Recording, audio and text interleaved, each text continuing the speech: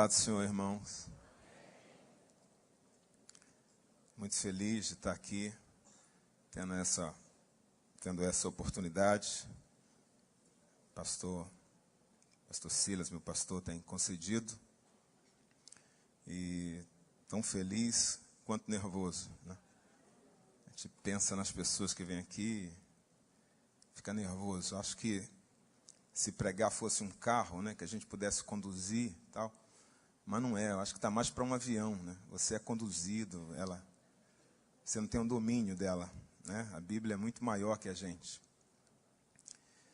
Abra sua Bíblia, por favor, em Mateus capítulo 11, versículo 28 e 29.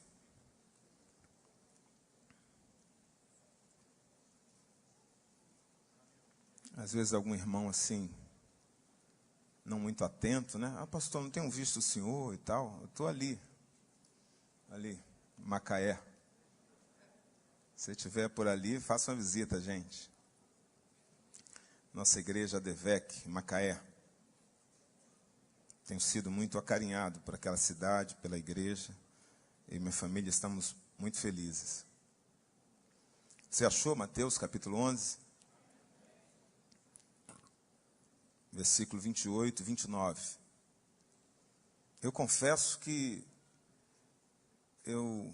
se me dissessem que eu ia pregar nesse texto, no culto da palavra, alguns meses atrás, eu não acreditaria. Porque quando eu olho para esse texto, eu lembro muito dos ar livres da minha adolescência, né? Porque eu preguei muito, né? Gilson está ali, da Rua 12, né, Gilson? Lembra? Levava aquelas caixas ali, Rua 14, né, Luiz?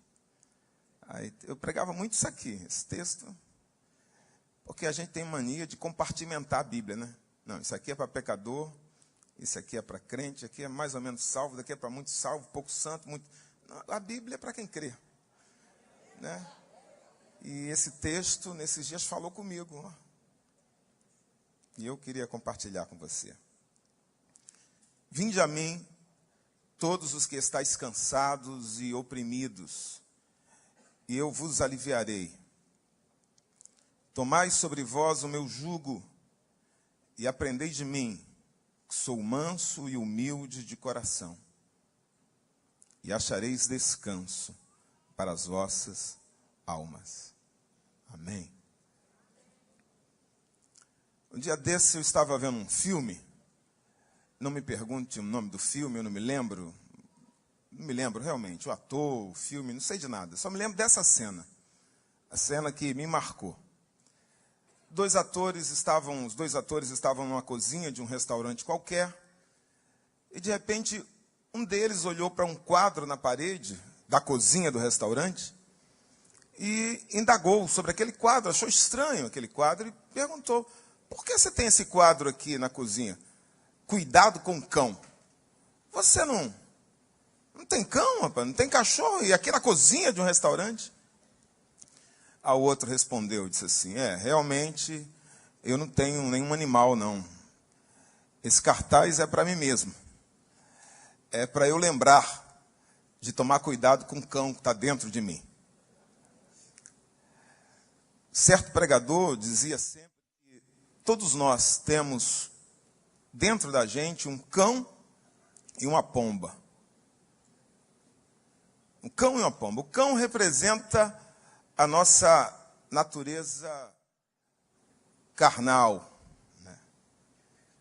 Natural, animal, sempre pronta a atacar, a prevalecer sobre o outro, a vencer, a ter vantagem, enfim. O cão representa a nossa natureza que busca as coisas dessa terra, né? A natureza carnal. E a pomba representa a nossa parte espiritual, o nosso ser espiritual que somos, né?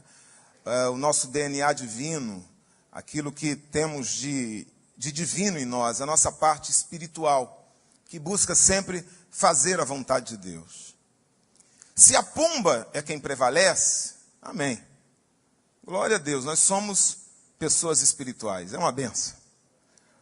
O problema é quando o cão prevalece. Aí a convivência com a pomba fica difícil, porque o cão, ele mata a pomba, ele domina o pedaço, e o indivíduo fica com um pitbull solto dentro do ser, né? Ele fica com uma fera solta dentro dele, pronta para atacar os outros, para brigar com ele mesmo, para atacar ele mesmo. É uma briga interna, uma luta interna, e com o próprio Deus. Por isso que Jesus fala de oprimido, de cansado. Porque essa falta de mansidão, esse ser feroz, que eu não sei se vocês experimentaram, eu já experimentei algumas vezes na vida, ter a impressão que tem um touro bravo dentro de mim, que precisa ser controlado, um leão rugindo, um cão latino, um cruzamento de Rottweiler com pitbull, parece que comeu a coleira, está solto, precisa ser dominado. E Jesus diz isso: olha, vocês vão encontrar descanso para a alma de vocês. É muito comum a gente se deparar com pessoas educadas, né? Pessoas boas. Você olha para a pessoa, você convive com ela, você fala, esse cara é uma pessoa boa, interessada em fazer o bem, né? Interessada no bem dos outros, uma pessoa doce, uma pessoa dócil.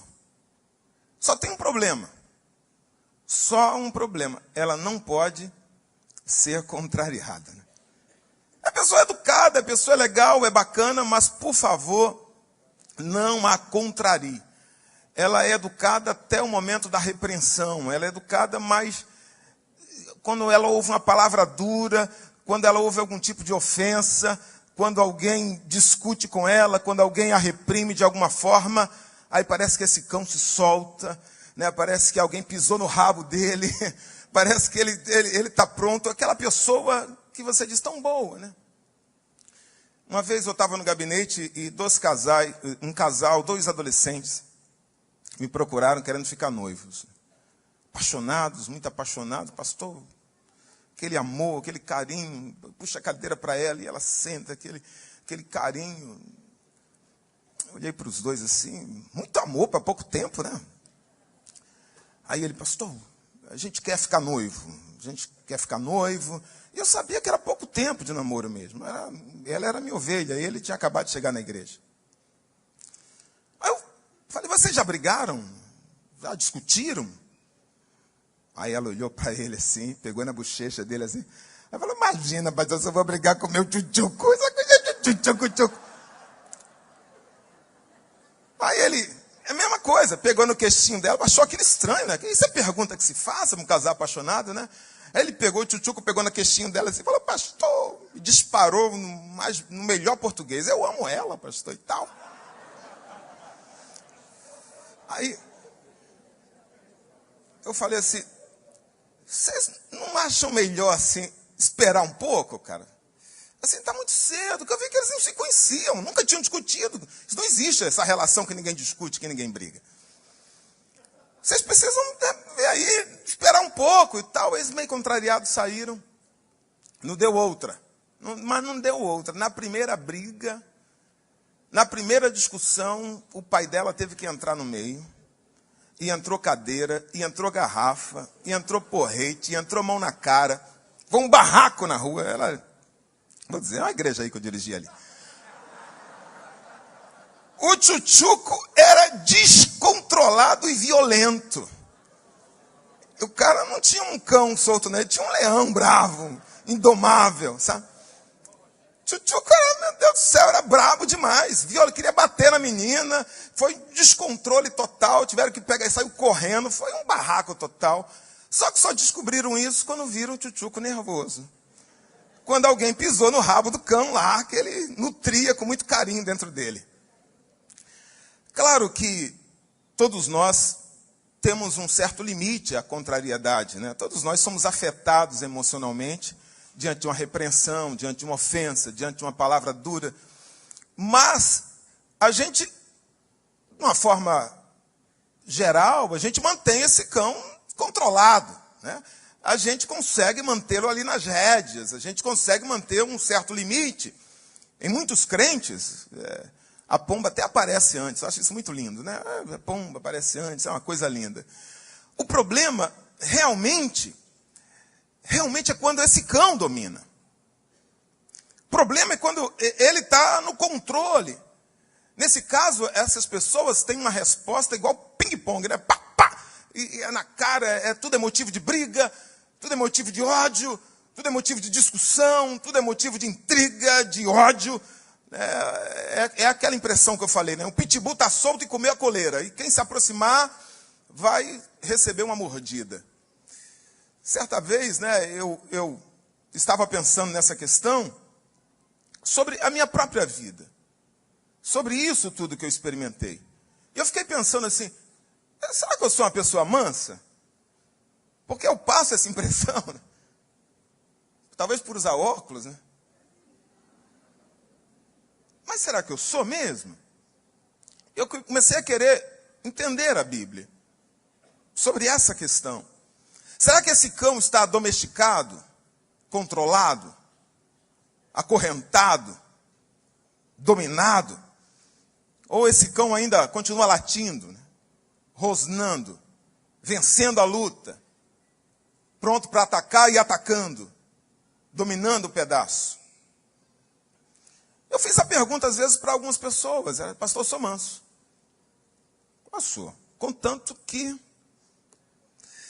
né, não piso no meu calo. Né? Eu sou manso desde que não me invada um espaço, desde que não me contrarie. Pastor, eu sou manso, só não mexe com meu filho. Esse anjinho, lindinho, me puxou. Né? Eu sou manso.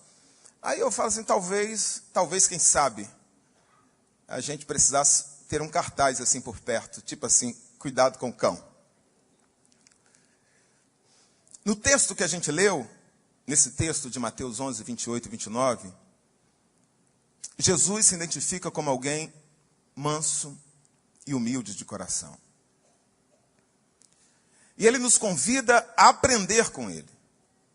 Ele nos convida a ser mansos e humildes de coração, como ele é. E queridos, cá entre nós, isso não é fácil para ninguém.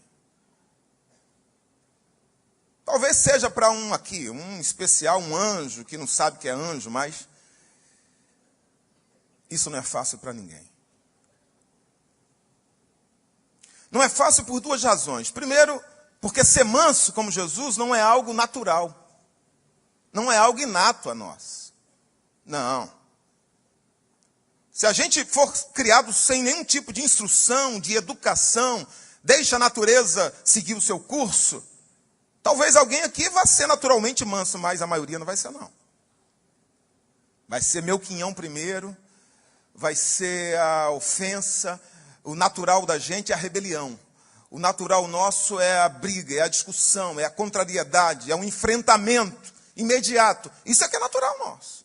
Natural do ser humano. Então, ser manso não é algo natural. É algo que tem que ser conquistado. É algo que custa caro, que custa tempo, é difícil. Um outro motivo é porque está assentado culturalmente em nós que mansidão é sinônimo de fraqueza, de moleza, de falta de força, de virilidade. Isso é ser manso. Culturalmente a gente pensa isso. A gente chama, fala grande, né? Fala forte, fala campeão. Agora, alguns lugares do Brasil fala manso. Cara, qual é, rapaz? Né? É até uma ofensa você chamar algumas pessoas de manso em alguns lugares do Brasil. Mas não é bem assim que a Bíblia descreve mansidão. Quando Jesus coloca a mansidão entre as bem-aventuranças e bem-aventurados mansos, o que Jesus está falando dali, na verdade, é uma contracultura ao nosso entendimento, não só brasileiro, mas judaico do próprio ser humano, de forma natural. Porque é a terceira bem-aventurança. Né? A primeira bem-aventurança é a humildade. Humilde de espírito. A segunda são os que choram. O terceiro são os que são mansos. Irmão, isso para a gente, de verdade, é coisa de gente fraca. Gente humilde, gente que chora, gente que é manso, porque a cultura é a dominação, é o grito. A palavra traduzida por mansidão na Bíblia, eu fui ver lá, no grego, me perdão, pastor, aqui a abertura para o tratado grego, é prautes. Tem que pedir que falar sempre aqui, que dá até medo, né? Essa palavra, prautes, diga prautes. Ih, tu não paga amigo sozinho, todo mundo. Prautes não tem correspondente no português. Não tem uma palavra que descreva exatamente o que ela no grego quer dizer. Então, a palavra mansidão é o que mais se aproxima. Mas o seu sentido é mais extenso. Prautes é o contrário de inércia. Prautes é o contrário de fraqueza, o contrário de covardia. Não tem nada a ver com medo. A palavra prautes, ao contrário, tem a ver com poder. Diga poder. Prautes é uma virtude. Prautes tem a ver com equilíbrio. Prautes é a capacidade de amansar, de controlar, de acalmar o próprio espírito. E dentro da cultura grega, que foi a cultura que o Novo Testamento foi escrito, o Platão, Aristóteles, diziam que a pessoa que tem prautes, na verdade, era aquela que tinha qualidade dos maiores sábios e dos maiores conquistadores. Eram pessoas que dominavam esse cão, que dominavam essa natureza, que tinha esse domínio. Jesus, o nosso mestre, por exemplo, ele vai deixar isso muito claro, através da sua vida, através da sua palavra, né, do seu exemplo. Ele vai deixar muito claro que brabeza, agressividade é algo muito diferente de firmeza de posicionamento. E que lerdeza não tem nada a ver com mansidão. São coisas distintas. Jesus era um cara manso, sim ou não? Mas Jesus também sabia ser muito duro com os adversários. Jesus sabia ser muito firme, tanto que eles odiavam Jesus. Jesus era tão duro com seus opositores que ele foi para a cruz por causa disso. Ele não fazia curva com seu discurso. Ele não recuava diante da pressão. Ele era direto. Ele era manso com as ovelhas, mas duríssimo com os lobos, com os salteadores, com os ladrões. E era manso. E era manso. Né? O nosso modelo de mansidão não tem a ver com apatia moral, né? Ataraxia, nirvana, zen. Fulano é manso porque é zen. Né? Isso é outra religião, isso não tem nada a ver com cristianismo. Isso é outra coisa, é budismo, igual o pastor falou. Cristianismo não tem nada a ver. Jesus nunca, apesar de ser manso, nunca mostrou distanciamento de questões sensíveis. A política, a religião, a fé, a moral. Ele tocava no assunto, ele falava a sua verdade de uma maneira direta. Tanto que os inimigos naturais da luz sempre se levantavam. Mas mansidão, Jesus deixa claro, não é falta de energia, impassividade, inércia, lerdeza. Não. Mansidão é uma virtude. E toda virtude tem a ver com equilíbrio. Diga, tem a ver com equilíbrio. Você tem que confiar nas pessoas, mas se você confiar em todo mundo, você vai ser um bobo. Você tem que desconfiar de alguém de vez em quando, mas se você desconfiar de todo mundo, você vai ser um neurótico. Você tem que achar um equilíbrio e ser uma pessoa justa e saber lidar com todos. Se você for uma pessoa que ama o dinheiro, que retém o dinheiro, você vai ser um avarento. Se você sair dando dinheiro para todo mundo, você vai ser um pródigo. Você tem que ser uma pessoa equilibrada, generosa. A mansidão é a mesma coisa. A mansidão, como toda virtude, ela exige um equilíbrio. Pastor, eu sou crente. O crente ira-se, claro. Fica zangado, fica. A questão é que eu tenho que ficar zangado ou irado pelos motivos corretos. Com as pessoas corretas, no momento correto, na maneira correta e pelo tempo correto. Por fim, mansidão tem a ver realmente com esse domínio de um animal domesticado. Prautes significa realmente domesticar um animal. Um animal que é amansado, que é domesticado, que é ensinado, que obedece à palavra de mando, que obedece ao seu dono, que aprendeu a aceitar o controle. A pessoa mansa, portanto, biblicamente falando, é alguém que domesticou as suas emoções naturais, que controlou as suas emoções animalescas, caninas, que tem o seu interior pacificado, que tem o seu interior em paz, que é longânimo, que é complacente. Manso é alguém que, através de suas palavras e de suas atitudes e dos seus relacionamentos, demonstra um coração que está em paz. Mas atenção, isso aqui é importante. Olhar o cão do outro é muito fácil. Difícil é dominar o nosso. Eu estou falando isso porque eu preguei na ceia E eu estou vendo o olhar das pessoas, estou pregando, eu estou vendo o olhar das pessoas. Teve um que não se conteve. Quando terminou o culto, falou: pastor, o senhor falou muito para a irmã lá, mas aquela palavra lá bateu na irmã. E eu via que as pessoas ouvindo a palavra e pensando no outro. Aí eu olhei para ele e falei: não falou com você não, cara? Não falou contigo não? Porque, deixa eu dizer para você, antes de eu pregar isso, falou comigo. Eu estou pregando isso porque essa palavra falou comigo. Eu sou a inspiração primeira para todo mau exemplo dessa mensagem. Porque se tem uma alma difícil de se converter aqui, é a minha. Ou alma difícil. Eu estou pregando porque eu sei que, como eu, tem muito discípulo de Jesus que está penando para cumprir ou para viver, experimentar essa virtude. Mansidão. Não levanta a mão não, por favor, não dá bandeira não. Crente que fidelidade, passou no teste, nota 9. Liberalidade, nota 8. Né? Boas obras, nota 10. O cara é gente boa. Mas quando a matéria é mansidão, cara, meu Deus do céu, isso aí não é uma matéria difícil intelectualmente, não. Não é isso não. É a prova prática. É coisa de pós-doutorado em divindade, em graduação. Ou matéria difícil, cara. Não sei se é para meia dúzia aqui. Para mim é. Gálatas, capítulo 5, versículo 22, diz que fé e mansidão são dois gomos de um mesmo fruto. O fruto do Espírito. Gálatas 5, 22. E o interessante é que Paulo coloca fé e mansidão um ao lado do outro. Depois você lê, não lê agora não. Depois você lê. Fé, mansidão, um colado no outro. Não foi por acaso não. Mas raramente, ou seja, poucas vezes a gente vê esses dois frutos na vida prática. Esses dois gomos, né? Andarem juntos. Tem muito crente que tem uma fé extraordinária. Porque fé e mansidão deveria ter as duas coisas. Fé, o cara tem uma fé extraordinária. Crente bom. Né? Como se fala no Nordeste, crente pai d'égua. Crente bom.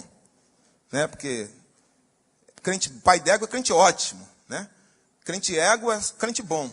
Pai d'égua é melhor ainda. Filho da égua não vale nada. Mas crente, pai d'égua, crente bom. Crente bom. Crente bom. O cara tem uma fé, rapaz, o melhor obreiro que você tem. Cara, gente boa, presente na igreja, primeiro a chegar, última a sair. Agora, se o cara senta no volante e alguém fecha o cara, se ele manda uma criança sentar ali, a criança não senta. Se alguém fala uma palavra dele meio torta e ele entende mal, meu Deus do céu, sabe? É o famoso pavio curto, né? Se é que tem pavio, né? O cara é gente boa, mas vai jogar bola, não joga bola não, meu. Tem cara que não pode. Porque ele joga bola, ele bota aquele meião, ele bota outro meião, bota a chuteira, cai o cão ali, é o próprio. O cara muda, cara. E na igreja, você vai, é a pomba na igreja. No futebol é o cão. Sabe? E são 2 segundos para o cara esquecer a fé e partir para o grito.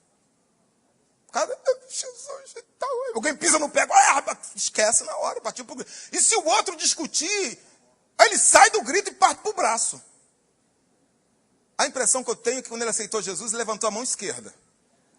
Porque a direita tem vontade própria e continua incrédula. Ela faz o que ela não quer, é uma vida própria ali. Sabe, queridos, não basta crer na Bíblia no sentido de acreditar nela. Não basta ler a Bíblia e dizer assim, que coisa linda, eu creio na Bíblia. Porque senão ela vai virar mera literatura. Uma literatura linda, uma literatura boa, enriquecedora. Mas a Bíblia precisa ser mais do que isso. A Bíblia precisa ser vida. E ser vida para nós significa que ela precisa interferir. Ela precisa fazer parte do nosso dia a dia. Ela precisa fazer parte dos nossos relacionamentos. Ela precisa interferir na maneira como nós lidamos com as pessoas, especialmente dentro de casa. Porque não adianta eu ler a Bíblia, eu conhecer a Bíblia, eu pregar a Bíblia. Não adianta eu orar o dia todo. Não adianta eu falar em línguas igual a metralhadora e ser um pai espancador. Um pai que bate no filho e o filho não sabe nem por que está apanhando. Ler a Bíblia, ser um obreiro, usar gravata e ser um marido encrenqueiro, ranzinza, resmungão, rabugento, cri-cri, iracundo. Um mal-humorado crônico que ninguém quer por perto, que quando chega em casa vem uma nuvem negra sobre ele. Não adianta eu ter os joelhos calejados de tanto orar, viver na igreja, ter um cabelo aqui embaixo, uma roupa comprida, passar aquela imagem de crente e ter uma língua ferina, venenosa, dentro de casa, que uma crítica ácida do pastor, da igreja, dos propósitos da igreja. Ah, pastor, e um dia desse eu mandei uma, não posso me calar, pastor, porque Deus está mandando, eu posso. É Deus mesmo. Não consegue conter. Escute, se o evangelho não for capaz de mudar isso em nós, se a Bíblia não for capaz de mudar isso em nós, ela vai servir para muito pouco nessa vida. Olha o que diz Tiago, capítulo 1, versículo 21. Tiago 1, 21. Portanto, escute, despojando-vos de toda impureza e acúmulo de maldade. Eu tremi quando eu vi isso aqui. Porque Jesus disse que nós somos maus. Eu amo meu filho, eu dou coisa boa para meu filho, mas Jesus fala, vocês são maus. Aí Tiago fala de acúmulo de maldade. Despojando-vos de acúmulo. Tem maldade sobre maldade. Jesus. Despojando-vos de toda impureza e acúmulo de maldade, acolhei com mansidão, diga com mansidão, a palavra em vós implantada, a qual é poderosa para salvar a vossa alma. Tiago está dizendo que a nossa alma, diga nossa alma. Está falando para a igreja, não é pecador não. Precisa ser salvo, salva, melhor falando, deste acúmulo de maldade, dessa tendência canina, dessa tendência animal. Ela precisa ser salva disso. O salvo por Jesus é alguém que deixou esse acúmulo de maldade, que deixou essa brabeza gratuita. Eu sou assim mesmo, eu não levo para casa não. Porque é esta brabeza que dá voz ao cão. Sabe, esta brabeza que produz impureza, da qual a gente precisa se despojar. Só assim a gente pode receber a palavra com mansidão. Escute, quando a gente aprende com Jesus, quando a gente aprende a mansidão de Jesus, toda a perturbação da alma, toda a inquietação, toda a agitação do ser, todo esse conflito que está dentro de você, que late como um cão incontrolável, é amansado, é acalmado, é dominado pelo Espírito, pela palavra. É Ele quem diz isso. E achareis descanso para as vossas almas. Aprenda com Ele.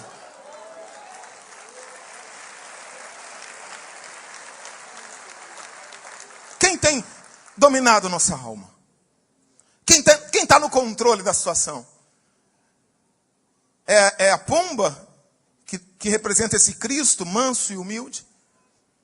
Ou é este cão que representa a nossa natureza animal, que nos rouba a paz, que nos tira o equilíbrio, que nos agita, que rouba o sono, que faz doer a coluna, o estômago? Esse é um dos ensinamentos mais profundos de Jesus, a meu ver. Mateus 5:5, bem-aventurados mansos, porque eles herdarão a terra. Eu leio esse texto aqui, às vezes eu estou falando de mim, eu passo os olhos assim, mas eu comecei a ver, eu preciso me deter nisso aqui. Tem algum ouro nisso, tem algo de especial nisso. Eu preciso olhá-lo, livre dos meus preconceitos naturais, eu preciso entender o que é isso. Eu confesso que eu não tenho uma resposta pronta para o que Jesus está falando. Eu não sei se esta é uma promessa futura. Os mansos, bem-aventurados, felizes os mansos, porque eles herdarão a terra. Eu não sei se Jesus está falando sobre o milênio. Talvez seja. Quando os mansos, os santos vão governar a terra com ele. Mas talvez Jesus esteja falando por aqui. Por agora. Talvez ele esteja falando para esse tempo. Por uma dedução lógica. Porque os irados, os brabos, os brigões vão se autodestruir. E os mansos vão herdar naturalmente o que ficar. Uma coisa eu aprendo aqui. Uma coisa eu tenho certeza. Viver com mansidão vai pavimentar para a minha vida um caminho de prosperidade, de felicidade e de bênção. Viver com mansidão, como crente, como servo de Deus, vai pavimentar para o meu futuro um caminho de bênção, de prosperidade, de felicidade. Bem-aventurados os mansos, porque eles herdarão a terra. Nós precisamos escolher se seremos sábios ou brabos. Porque se você ler a Bíblia e a vida, você vai ver que há uma relação muito próxima entre burrice e brabeza. Muito próxima. Não importa o nível cultural, não importa a idade, não importa onde mora, não importa o grau, a posição que ocupa, a ira emburrece. Diga, a ira emburrece. Eclesiastes 7:9 diz, ela abriga-se no íntimo dos tolos. A Bíblia fala do exemplo de Nabucodonosor. Cara irado, o rei do mundo, um cara certamente muito inteligente, ficou irado que os caras não se dobraram perante a estátua dele. Ele falou, não, acende a fornalha 7 vezes. Tinha que diminuir. Amarra eles. Para que a fornalha? Mas para que amarrar? Pega os melhores homens. Qualquer um podia fazer isso. Irado, toma decisões erradas. A ira emburrece. Imagine se você tivesse a responsabilidade de contratar 2 pessoas. Tá? Você trabalha lá no RH da empresa, você é chefe de um setor e você tem que contratar um desses 2 candidatos. Primeiro candidato. O cara é formado numa baita faculdade renomada, sabe tudo de inglês, de informática. É um cara que tem muita experiência no mercado, trabalhou em 5 empresas renomadas nos últimos anos. E o cara tem boa aparência. É pintoso, é bonitão. Segundo candidato. Se formou numa faculdade mediana. Faculdade, assim, que dá para o gasto. O inglês dele dá para o gasto. Informática, dá para o gasto. Trabalhou em um único emprego nos últimos anos. E a aparência dele é aparência de... Como dizia meu pai, é bonito de longe. Assim, pai, né?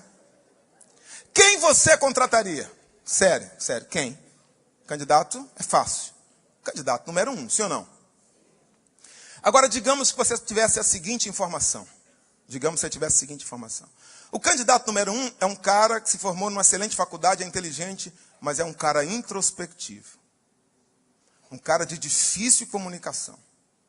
É uma pessoa que odeia ser chamada a atenção. Ela não gosta de ser chamada a atenção. Ela muda de humor rapidamente.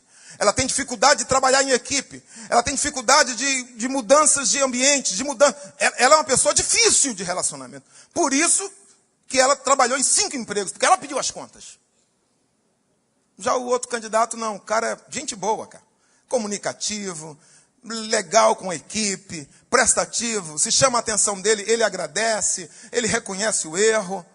Ele é uma pessoa de fácil comunicação. É uma pessoa pronta para ajudar os colegas. Quem você contrataria? Mudou, né? Mudou. Sabe, hoje, eu vejo muitas pessoas que têm boa vontade. O cara se esforça mesmo, o cara estuda, corre atrás. Mas essa pessoa parece que ela é de pastor, as oportunidades não me aparecem. Na vida civil, na vida profissional, na igreja, na vida de uma maneira geral. Se você olhar, se você perceber, é fácil você perceber isso hoje. Nenhuma contratação mais na iniciativa privada é feita apenas com currículo. Hoje, alguém para ser contratado passa por uma bateria de exames psicológicos, especialmente dinâmica de grupo, porque hoje não basta mais a inteligência cognitiva, o chamado QI. Então, se você olhar o histórico de pessoas que fizeram carreira numa empresa, pessoas que são bem-sucedidas na sua profissão, você vai ver que tudo começa aqui. Um é manso, o outro é nervosinho. Um é disciplinado e aceita a disciplina. O outro não aceita a disciplina. Não ouve conselhos. Não vai com a cara de A, não vai com a cara de B. É orgulhoso. Raramente o sucesso tem a ver com essa inteligência cognitiva. Quem tem mais QI. Raramente. Por esse motivo, a gente vai ver gênios, cara muito inteligente, como diz o Coleman, gênios, que são mendigos, fracassados, desempregados crônicos. E você vai ver pessoas que tiravam nota C na escola, um B era uma raridade, muito bem sucedidas na vida.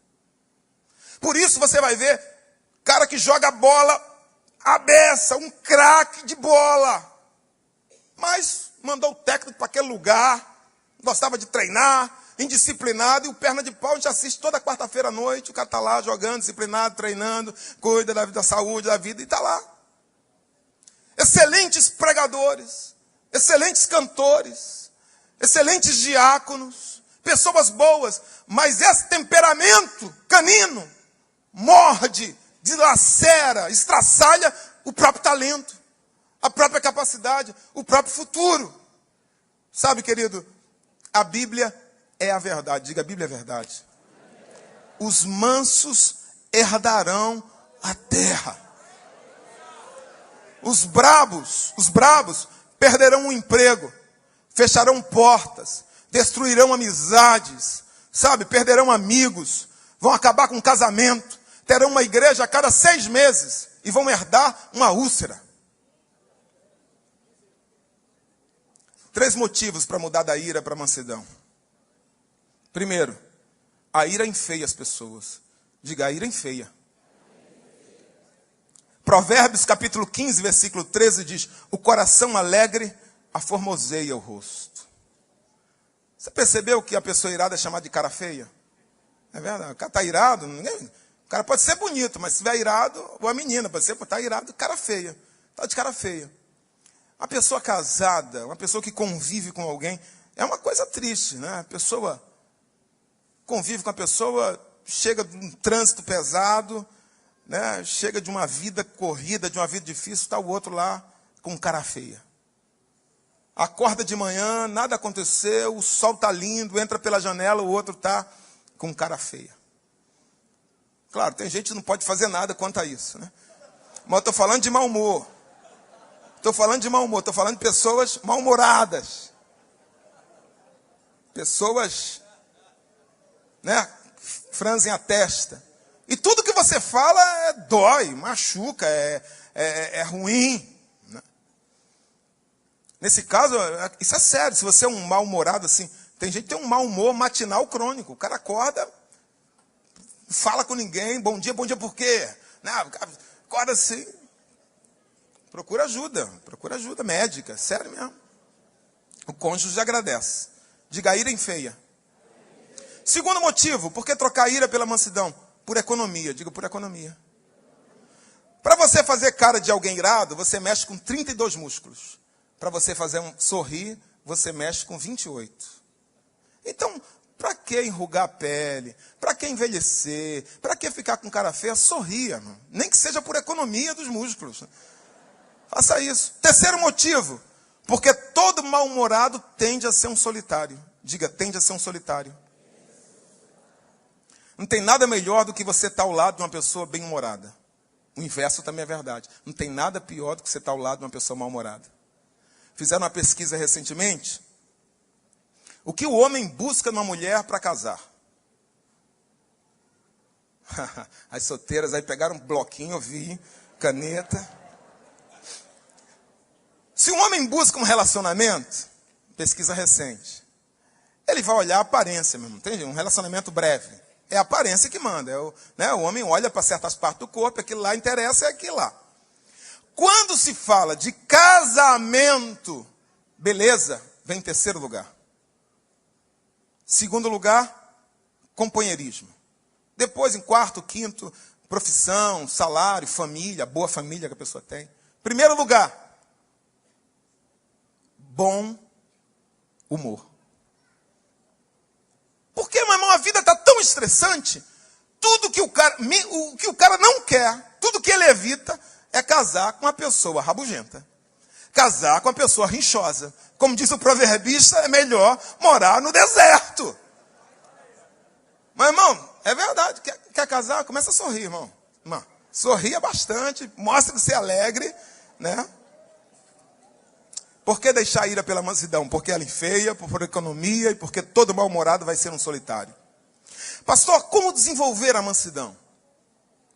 Primeiro, rompendo o ciclo do ódio. Diga, rompendo o ciclo do ódio. Para isso, você precisa se livrar da síndrome do TAI. O que é a síndrome do TAI? T-A-E. Tocou, acendeu, explodiu. É assim. Tocou, acendeu, explodiu. Sabe qual é o problema? É que você acende num segundo, mas as consequências duram a vida toda. Terminei de pregar essa mensagem na última ceia, um senhor, um avô, chegou para mim, muito emocionado, e disse, pastor, eu joguei fora a oportunidade da minha vida. Eu tinha um grande emprego aqui em Macaé. Eu podia estar numa outra situação, a minha família, a minha esposa, em termos de casa, de salário. Mas eu era assim, pavio curto. Eu era cabeça quente. Eu gasto hoje horas falando para os meus netos. Não se deixem vencer pela ira. Controle suas emoções, porque eu perdi a grande oportunidade da minha vida. Pessoas perderam grandes amigos. Pessoas perderam a mulher da vida, o homem da vida, o grande emprego, o sonho, por causa de um momento de explosão, que explode. Ei, irmão, você é agente da paz. Você não é uma bomba relógio. Você é membro da ADVEC, você não é membro do ISIS.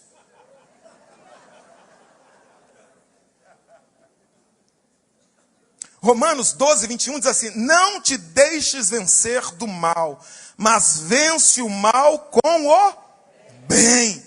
Quando você reage com mansidão, alguém que reagiu com agressividade contra você, você desarma aquela pessoa. Paulo diz que você amontou a brasa sobre a cabeça dela. Ela fica sem reagir, sem reação, porque ela não esperava aquilo. Ela está pronta para uma reação agressiva. Quando você reage com bondade, quando você reage com mansidão, não somente você deixa ela sem ação, mas você deixa ela com a consciência pesada. Paulo diz, você amontou a brasa sobre a cabeça dela. A mansidão começa em você, rompa com o ciclo do ódio. 2, aprendendo a apertar a tecla SAP. Diga, a tecla pause. SAP não, SAP é para outra coisa. Diga, aprendendo a apertar a tecla pause. Quando você ficar nervoso, você sentir que vai perder o controle, você aperta a tecla pause. Aí vai lá, bebe uma água, escuta uma música, né? Aí você pensa o que é que você vai responder, depois você volta calminho e responde. Como seria bom se tivesse esse controle, né? Ainda não inventaram. Tem um filme que o cara conseguiu um controle, mas se deu mal no filme, né? Foi uma droga a vida dele. Mas eu creio que a gente pode desenvolver algo muito parecido com isso. Como pastor? Quando as coisas estiverem esquentando, e eu já fiz isso algumas vezes, eu não conseguia, mas eu tenho aqui começado a aprender a fazer isso. Quando você começar a perceber que esse cão vai se soltar, vai romper a coleira, e ele vai sair, comece a orar. Comece a se ligar com Deus. Comece a falar com Deus e você vai perceber que Deus vai começar a colocar palavras certas na tua boca. Deus vai fazer da tua boca fonte de bênção. Palavras brandas que vão desviar o furor. Você vai começar a ser um canal para ser um pacificador, para trazer paz. Se ore, fale com Deus. Senhor, me ajuda. Senhor, começa a se ligar. A pessoa está falando, você começa a orar. Você consegue fazer isso. Sabe? Se você fizer isso, então você vai conseguir apertar essa tecla pause. 3, aplicando a Bíblia a todas as áreas da vida. Diga, aplicando a Bíblia a todas as áreas da vida. Depois de certo tempo, eu estava lendo um livro e falou assim, o homem com mais de 40 é responsável pelo seu semblante. Eu falei, Jesus, eu já estou com 40, então vamos lá. E eu comecei a me perguntar por que esse semblante, ou por que eu reajo assim, ou por que eu respondo assim. E eu dizia, porque eu aprendi assim. Porque na minha casa é assim. Porque a esse tipo de reação, a esse tipo de ação, é essa a reação correta. É essa a resposta. eu parei e pensei, eu falei, peraí, quem controla a minha vida? Quem dita a minha vida? É a cultura ou é a palavra? Eu respondo assim, porque esse é o meu jeito. Porque meu pai respondia assim. Porque lá em casa era assim. Ei, quem controla a tua vida? São os teus paradigmas pessoais ou a palavra? Eu posso ser diferente. Você pode ser diferente. Porque a palavra nos transforma. A palavra nos limpa. A palavra nos controla, nos edifica. Ela nos faz novas pessoas. Ela regenera. Eu não preciso ser assim porque o meu pai era assim. Eu posso mudar pela palavra. Eu não preciso ser hostil com as pessoas porque foram hostil comigo. Você pode deixar que a palavra controle, domine, seja a base para suas emoções, para suas respostas, reações. Quarto e último lugar, contando sempre com a ajuda do Espírito Santo. Diga, contando com a ajuda do Espírito Santo. A mansidão e a brabeza é uma marca tão forte do caráter, da personalidade de alguém, que esta mudança da mansidão, da ira, da brabeza para a mansidão, só pode ser realizada por obra do Espírito Santo. Não é algo que eu possa aprender num curso. Pastor, eu fiz um curso intensivo de mansidão. Fiquei um sábado inteiro, só pessoa mansa. Pastor, li um livro de 500 páginas. E agora consegui. Não. Nós precisamos que o Espírito Santo mude-se em nós. Nós precisamos nos abrir para a ação dele. Mansidão não é fruto do Espírito com E minúsculo. É fruto do Espírito com E maiúsculo. É do Espírito Santo. É ele que gera esse fruto em nós. Não somos nós mesmos, não é o nosso espírito. Pedro ficou 3 anos com Jesus, mudou muita coisa, mas continuou bravo. Só o Espírito Santo mudou essa faceta da personalidade dele. Concluindo, mansidão pode, eu sei que pode soar como algo muito fácil para alguém aqui mais experimentado na fé, para a maioria dos pastores. Mas eu sei que também é algo muito difícil para muitos crentes, especialmente para os mais novos na fé. Eu gostaria muito de lhe dar uma notícia e dizer, olha, eu vou orar e você vai ficar manso. Eu gostaria muito de lhe dar uma notícia e dizer assim, Deus vai mandar um anjo com um porrete e vai pum, dar um na sua cabeça, vai ficar uma pessoa mansa. Eu gostaria muito de lhe dar uma notícia e dizer assim, se você passar um final de semana num lugar, num encontro, vai ser tremendo, você vai sair de lá uma pessoa mansa, mas eu não posso lhe dar essa notícia. Seria leviano de minha parte. A regeneração produzida pela palavra e pelo Espírito, ela não é instantânea. Ela é um processo. A mansidão esperada, ela não se alcança numa questão de horas, ou de um minuto para outro. Pastor, eu acordei essa madrugada e eu orei 2 horas e eu sinto que agora eu sou uma pessoa mansa. Infelizmente, dificilmente isso vai acontecer. O espírito manso e humilde, ele é alcançado com o tempo. Práticas diárias, esforço, ajuda do Espírito Santo, humildade e pequenas atitudes diárias. Por isso é tão importante 2 coisas. Se eu não posso mudar essa minha faceta da personalidade, do caráter, do temperamento de uma hora para outra, então, pastor, o que dizer? 2 coisas. Primeiro, é muito importante você ler a palavra todos os dias. Porque você está lendo a palavra e você não está vendo. Mas à medida que você está lendo a palavra, ela está limpando você. Ela está regenerando, ela está mudando o seu vocabulário, ela está mudando o seu jeito de pensar, o seu jeito de falar, as suas reações. É ela que alimenta a pomba, é ela que abranda esse cão. É importante você ler a palavra todo dia. Segunda coisa, se você não tem uma mudança instantânea, é você começar já. Pastor, hoje é terça, vou começar segunda-feira que vem esse processo. Mas é igual ao jejum, é igual a dieta. Se você tem consciência que algo precisa mudar, comece agora. Mude, comece a mudar imediatamente. Dê um pequeno passo. Romanos 12:18, Paulo diz: se for possível, quando depender de vós, tende paz com todos os homens. Nem sempre é possível ter paz com todos os homens, porque nem sempre depende de você. Mas existem atitudes que dependem de você. Começar a colocar por favor no seu vocabulário. Obrigado no seu vocabulário. Com licença, o Espírito Santo não vai fazer isso por você, é você que tem que começar a fazer. Tinha uma irmã, ela falava, dirigia um culto, e ela falava: vem aqui, fala aqui. Tá bom, vem lá. Eu falei: minha irmã, não é assim. Assim, por favor. Depois você fala: obrigado. Ela não sabia. Ela começou a falar, mas o por favor dela era grosso. O obrigado dela era mal educado. Obrigado. Por favor. Aí, ô menino, sai daí, menino. Era assim, desse jeito. Senta ali, sua mãe. Ei, não é seu filho, você tem que pedir por favor. Ah, pastor. Vai parecer falso. Tem que colocar uma máscara. Eu falei: coloca a máscara. Às vezes cola.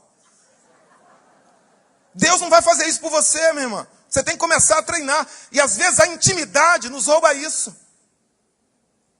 Porque a gente é íntimo da pessoa, a gente se esqueceu de dizer por favor. A gente se esqueceu de dizer obrigado.